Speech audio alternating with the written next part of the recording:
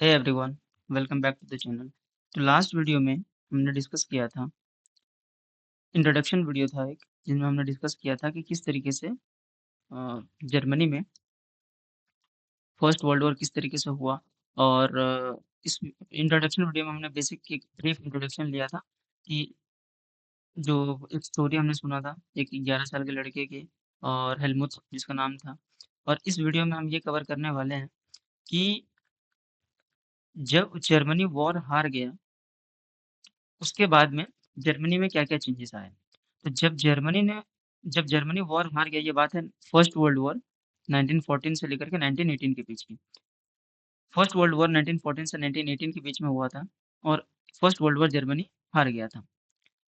Initially अगर देखा जाए तो जर्मनी एक बहुत पावरफुल एम्पायर था। अगर हम अर्ली 20th सेंचुरी की अगर बात करें तो जर्मनी एक बहुत पावरफुल कंट्री था। और जब फर्स्ट वर्ल्ड वॉर स्टार्ट हुआ तो जर्मनी, ऑस्ट्रेलिया, ऑस्ट्रियन एम्पायर एक साइड से लड़ रहे थे, और अगेंस्ट में कौन थे? एलाइज़। मैंने लास्ट क्लास में डिस्कस किया था कि एलाइज़ कौन थे? इंग्लैंड, फ्रांस, रशिया, ये सब क्या थे?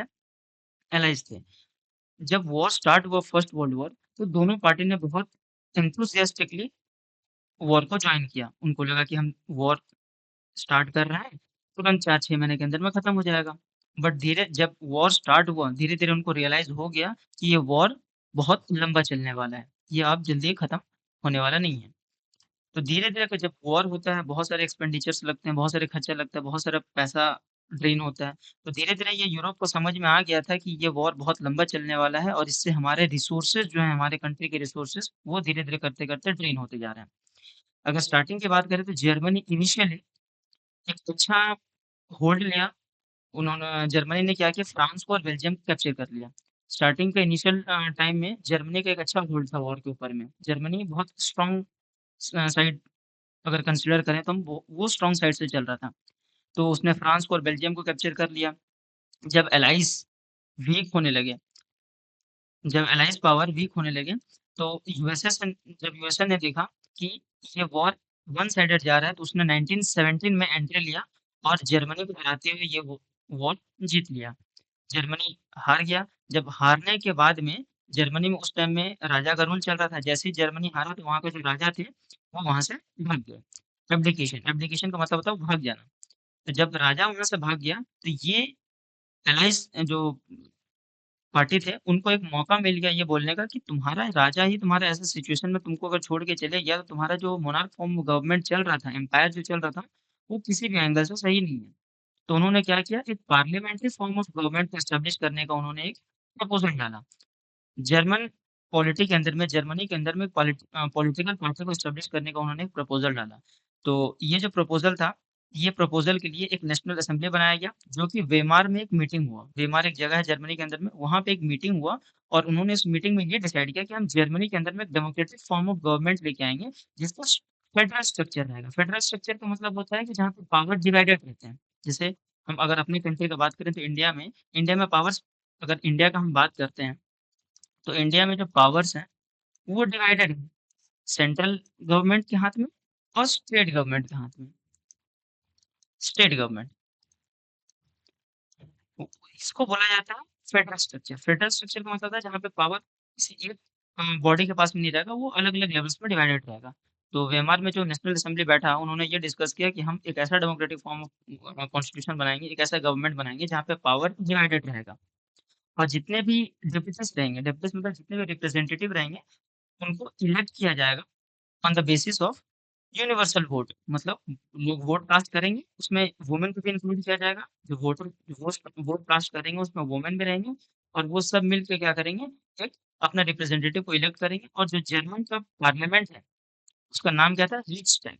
रिक्सटैग में वो रिप्रेजेंटेटिव जाएँगे, और लोगों के बिहाफ़ पे वो रूल्स रेगुलेशन जो है कंट्री के लिए बनाएँगे। लेकिन रिपब्लिक ये जो डेमोक्रेटिक गवर्नमेंट बना, ये गवर्नमेंट वहाँ के लोगों ने खुद ही उसको एक्सेप्ट नहीं किया। वो चाहते ही नहीं थे कि हमारे ऊपर में कोई डेमोक्रेटिक फॉर्म ऑफ गवर्नमेंट आए। They did not accepted it because of its term. It was forced to accept the German defeat at the end of the First World War. और वो इसलिए एक्सेप्ट नहीं करना चाहते थे कि फर्स्ट वर्ल्ड वॉर जर्मनी को ज़बरदस्ती प्रेशर डाल के उसको करवाया गया था। अगर यूएस एंट्री नहीं लेता तो शायद जर्मनी ये फर्स्ट वर्ल्ड वॉर जो है जीत गया था। तो इसलिए ये सारे प्रॉब्लम्स थे जिनकी वजह से वहाँ के लोग खुद एक्सेप्ट नहीं करना चाहते थे कि हमारे ऊपर कोई दूसरा पार्टी या दूसरा कंट्री आके हमारे ऊपर में डेमोक्रेटिक फॉर्म ऑफ गवर्नमेंट बना के हमारे ऊपर में रूल करे। जब ये वॉर खत्म हुआ तो एक पीस ट्रीटी साइन हुआ था। ये पीस ट्रीटी बस कहने का मतलब है, लेकिन ये पीस ट्रीटी एक ह्यूमैनिटेरियन ट्रीटी था अगर बोल सकते हैं। ये किसी भी एंगल से अगर हम लोग बोले तो पीस ट्रीटी का इसको नाम देना सही नहीं है। ये ट्रीटी उन्होंने नाम दिया था बट ये एक्चुअल में ये किसी भी एंगल से सही नहीं है। ये एक टाइप का ह्यूमिलिएटिंग ट्रीटी है। ह्यूमिलिएटिंग ट्रीटी क्यों बनाया जाता है? क्योंकि ये जो ट्रीटी बनाया गया था वो उसमें जो कंडीशंस डाले गए थे वो हर एक एंगल से जर्मनी को ह्यूमिलिएट कर रहे थे। हर एक एंगल से जर्मनी के अगेंस्ट में वो बनाया गया था। उस पीस ट्रीटी का नाम है ट्रीटीज ऑफ वर्सलिस। क्या था? Treaty peace treaty came to be known as the peace treaty of Versailles. और ये इस चैप्टर का एक मोस्ट इम्पोर्टेंट टॉपिक बन जाता है। इस टॉपिक से 4 to 5 मार्क्स क्वेश्चन आपके एग्जाम में आपको देखने को फॉर श्योर मिलेगा ट्रीटीज ऑफ वर्सलिस में। तो ट्रीटीज ऑफ वर्सलिस जो था उसमें कुछ कुछ कंडीशंस डाले गए थे। क्या था? द जर्मनी जब ये ट्रीटी ऑफ वर्सलिस साइन हुआ तो ये एक हार्श और ह्यूमिलिएटिंग टेस्ट ट्रीटी था। जर्मनी के साथ में साइन किया गया था। ट्रीटीज ऑफ वर्सलिस जब साइन हुआ तो जर्मनी अपना जितना भी ओवरसीज कॉलोनी था, जितना भी अलग अलग एरियाज को उसने कैप्चर करके रखा था वो उसके हाथ से चले गया। 1/10 ऑफ इट्स पॉपुलेशन, उसके पॉपुलेशन के भी कुछ, अब जब एरिया जाता है तो उसके साथ में उसके लोग भी जाते हैं। तो 1/10 ऑफ उसका पॉपुलेशन भी उसका लॉस्ट हो गया। 13% टेरिटरी जो जर्मनी का था वो भी उसके हाथ से चले गया। 75% आयरन, आयरन को किसी भी कंट्री का बैकबोन ट्रीट किया जाता है। अगर किसी भी कंट्री से अगर आयरन के रिसोर्सेज अगर तुम उससे छीन लोगे तो वो कंट्री और फर्दर डेवलप कर ही नहीं पाएगा। और जर्मनी में 75% आयरन उन्होंने जर्मनी से छीन लिया। ये जितना भी ट्रीटी में जो भी कंडीशन है ना, सब एलाइज कंट्रीज ने जर्मनी के ऊपर में ये सारा प्रेशर डाल के ये ट्रीटी को साइन करवाया और एलाइज कंट्री ने 75% आयरन उसे ले लिया। 26% कोल फ्रांस को दिया गया, पोलैंड को, डेनमार्क एंड लिथुआनिया। ये जो एलाइड पावर्स थे इन्होंने क्या किया, जर्मनी को और वीक करने के लिए आर्मी को डीमिलिटराइज्ड कर दिया गया, मतलब आर्मी को वीक कर दिया गया सो दैट कि जर्मनी और चाह के भी अगर वॉर करना चाहे तो वो ना कर पाए। और जितना भी वॉर गिल्ट था, जो भी वॉर में लॉस हुआ, उन सब लॉस के लिए रिस्पॉन्सिबिलिटी किसको दिया गया? सब लॉस के लिए रिस्पॉन्सिबल किसको बनाया गया? तो जर्मनी को बनाया गया। जितने भी अलाइड कंट्री उन्होंने कहा कि हमारे वॉर में जितने भी डैमेजेस हुए, जितने भी सोल्जर्स मरे, जितने भी रिसोर्सेज का ड्रेन हुआ, जितने भी रिसोर्सेज हम वेस्ट हुआ इस वॉर में, उन सब का रिस्पॉन्सिबिलिटी जर्मनी का है। मतलब जर्मनी को ये सारा कॉम्पनसेशन हमको पे करना पड़ेगा। Germany was forced to pay the compensation of amounting 6 billion euro. उस टाइम में जर्मनी को फोर्सफुली ये बोला गया कि तुमको 6 बिलियन यूरो हमें अलाइड कंट्रीज को देना पड़ेगा in order to compensate the war that we fought just because of you. ये जो अलाइड आर्मीज थे इन्होंने क्या किया, रेनलैंड जो एक रिसोर्स रिच प्लेस था जर्मनी के अंदर में, जहाँ से जर्मनी का मेजर रिसोर्स उस कंट्री को मिलता है, जैसे कोल हो गया, मिनरल्स हो गए। तो रेनलैंड जो था उन्होंने क्या कर लिया, अलाइड कंट्रीज ने उसको कैप्चर कर लिया। बहुत सारे German, many Germans held the new Weimar Republic responsible for not only the defeat in the war but also the disgrace at the Versailles। तो ये वर्साइलेस एक जगह था जहाँ पे ट्रीटी साइन हुआ था। तो ये जो ट्रीटी साइन हुआ, बहुत सारे जर्मन्स ने ये बोला कि ये जो ट्रीटी साइन हुआ है, ये ट्रीटी किसके लिए रिस्पॉन्सिबल है? वेमार रिपब्लिक के लिए। अगर वेमार रिपब्लिक नहीं आता तो शायद ये ट्रीटी आज साइन नहीं हो रहा होता। और जो भी बेइज्जती हुआ इस ट्रीटी को साइन करने में जर्मनी का, उसमें सबसे बड़ा हाथ था वेमार रिपब्लिक का। तो जब ये वॉर खत्म होता है तो बहुत बड़ा इम्पैक्ट आता है, बहुत बड़ा इफेक्ट इस वॉर का देखा जाता है। जब भी कभी वॉर होता है तो दोनों साइड में नुकसान होता है।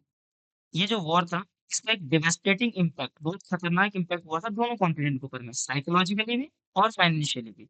बहुत सारे लोग मेंटली भी इल हुए थे और फाइनेंशियल तो लॉस होता ही है वॉर के टाइम में। जर्मनी एक टाइम में उनको बोला जाता था क्रेडिटर्स ऑफ यूरोप, मतलब जर्मनी एक टाइम में इतना रिच था, इतना ज्यादा पैसा था कि वो दूसरे कंट्रीज को लोन देता था और धीरे-धीरे वो डेटर में कन्वर्ट हो गया। वॉर के बाद में जर्मनी एक डेटर बन गया। डेटर इन द सेंस कि जो दूसरे से पैसा लेता है, दूसरे कंट्री से पैसा लेता है। एक टाइम में जर्मनी था कि दूसरों को पैसा देता था और वॉर के बाद में उसका फाइनेंशियल कंडीशन इतना खराब हो गया कि उसको दूसरे कंट्री से पैसा लेना पड़ रहा था। अनफॉर्चुनेटली ये जो वेमार रिपब्लिक बनाया गया था, ये डेमोक्रेटिक पार्टी बनाया गया था, ये जस्ट सारा का सारा पैसा जर्मनी से ले रहा था in order to compensate the allied powers. इसमें वेमार रिपब्लिक जो बना, उसमें जर्मनी को किसी भी एंगल से कोई भी प्रॉफिट नहीं होता था। ये the republic carried the burden of war guilt and national humiliation and financially crippled the by being forced to pay the compensation. ये जो वेमर रिपब्लिक बना, इन्होंने फोर्सफुली जर्मनी को फोर्स किया कि तुमको सारे कॉम्पेंसेशन पे करना पड़ेगा, जितना भी लॉस हो, अलाइड कंट्रीज को लॉस हो, वो तुमको कॉम्पेंसेट करना पड़ेगा। जिन्होंने भी वेमर रिपब्लिक को सपोर्ट किया, उनको क्या बोला जाता था? Socialist, Catholics and democratic. इसको शॉर्ट फॉर्म में याद कर सकते हैं, डीएससी।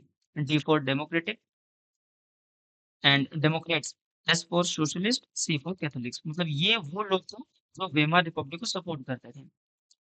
तो और कुछ लोग थे जो वेमर रिपब्लिक के अगेंस्ट में थे, उनको बोला जाता था कंजर्वेटिव नेशनलिस्ट सर्कल।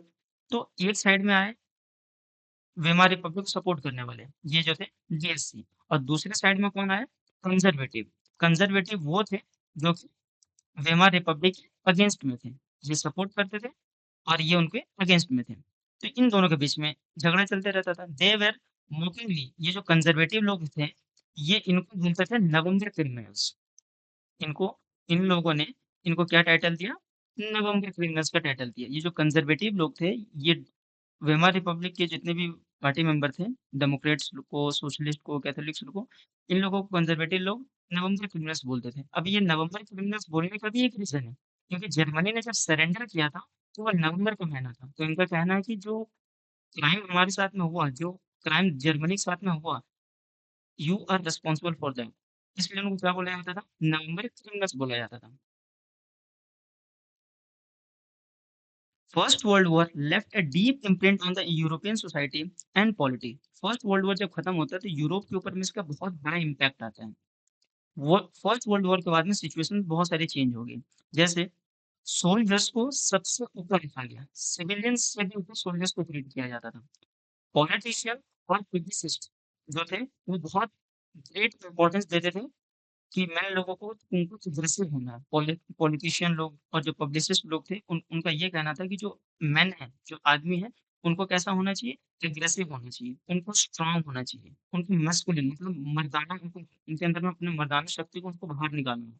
वो इसलिए बोला जाता था क्योंकि उन्होंने वॉर के टाइम में देखा कि वॉर के टाइम में सिचुएशन क्या रहता है, और वॉर के टाइम में अल्टीमेटली एक मैन ही है जो कि वॉर जाके लड़ता है। जनरली फीमेल्स को वॉर लड़ने नहीं दिया जाता है, क्योंकि जितना पावर मैन के अंदर में रहता है, उतना पावर जनरली फीमेल के अंदर में ऑल्दो नहीं रहता है। जितना प्रेशर मेल झेल सकते हैं वॉर के टाइम में, जितना स्ट्रेस वो झेल सकते हैं, उतना शायद फीमेल नहीं कर सकती है। और पहले के टाइम में जो वॉर होता था, उसमें मेल ही इन्वॉल्व रहते थे। इसलिए ये जो पॉलिटिशियंस थे, पब्लिसिस्ट थे, इनका कहना था कि जो आदमी है, जो मेन है, उनको कैसा होना चाहिए? एग्रेसिव उनको होना चाहिए। एग्रेसिव होना चाहिए सो दैट कि वो वॉर में इन्वॉल्व हो सकें। एग्रेसिव होना चाहिए, वो स्ट्रॉन्ग होना चाहिए, उनको उनके अंदर में मस्कुलिन पावर रहना चाहिए। और जो मीडिया था, उन्होंने मीडिया को बहुत अच्छे से ग्लोरीफाई किया। Media glorified the trench life. Trench life का मतलब क्या होता है? जहाँ पे वॉर के टाइम में आर्मी रहते हैं, वो एक सबसे खराब कंडीशन रहता है। जब वॉर होता है, एरियल बॉम्बिंग होता है, तो इस तरीके से गड्ढा खोद दिया जाता है और इसके अंदर में आर्मी छुप के रहते हैं। यहाँ पे गन लगा दिया जाता है, इसके अंदर में आर्मी छुप के रहते हैं और फायरिंग वगैरह करते हैं। इसको बोला जाता है ट्रेंच लाइफ। मीडिया ने ट्रेंच लाइफ को बहुत ग्लोरीफाई करके दिखाया। उन्होंने दिखाया कि ट्रेंच लाइफ कितना बढ़िया होता है, तुम्हारे लाइफ में ट्रेंच लाइफ में सर्वाइव करने का मौका मिल रहा है। इस तरीके से मीडिया ने गलत चीज़ों को ग्लोरीफाई किया। जबकि सच्चाई तो ये था कि जो ट्रेंच लाइफ में जो भी सोल्जर रह रहे हैं, उनका लाइफ बहुत ज़्यादा मिज़रेबल था, बहुत ज़्यादा खराब खराब था। वो trapped with the rats feeding on the corpse. मतलब ट्रेंच लाइफ में बहुत सारे अगल-बगल में चूहे मरे हुए रहते थे, बहुत स्मेल आता था, गंदगी फैली हुई रहती थी। ये कंडीशन था, लेकिन मीडिया ने उसको और ग्लोरीफाई करके दिखाया। उन्होंने ऐसा ये नेगेटिविटी को हटा के सारा अच्छी-अच्छी बातें उसके बारे में बताई। दे faced the poisonous gas and enemy shelling. जो ट्रेंच लैब में जो रहते थे, ऑपोजिट साइड से कभी पॉइजनस गैस फेंका जाता था। एनिमी शेलिंग का मतलब होता है दुश्मन गोली चलाते हैं, बंदूक चलाते हैं, तोप चलाते हैं, गोलाबारी करते हैं। ये कंडीशन होती है एक्चुअल में ट्रेंच लैब की। Aggressive war propaganda and national honor occupied center stage in the public sphere, and while popular support grew for the conservative dictatorship that had recently came into being, Democracy was indeed a young and the fragile idea which could not survive the instabilities of the interwar Europe. ये जो Germany में जो ये democracy बना, ये एक बहुत fragile idea था। फ्रेजाइल मतलब कि बहुत स्ट्रॉन्ग आइडिया था नहीं। ये वो था जो कि यूरोप को कभी चाहिए ही नहीं था। जिसकी वजह से क्या हुआ कि यूरोप में बहुत सारे प्रॉब्लम्स हुए। जैसे कि जब the birth of Weimar coincided with the revolutionary uprising of the Spartacist League on the pattern of the Bolshevik revolution in the Russia. तो ये जो वेमार रिपब्लिक का जब बर्थ हुआ, इसकी वजह से अलग-अलग ग्रुप डिवाइड होना स्टार्ट हो गए। तो इस टॉपिक से हम नेक्स्ट लेक्चर में कवर करेंगे। अभी तक हमने यहाँ पे इस वीडियो को ख़त्म करते हैं। अगर आपको वीडियो पसंद आता है, तो लाइक कीजिए। अगर चैनल में कुछ इन्फॉर्मेटिव वीडियो मिलता है, तो प्लीज़ सब्सक्राइब कीजिएगा। Thank you so much. Keep learning.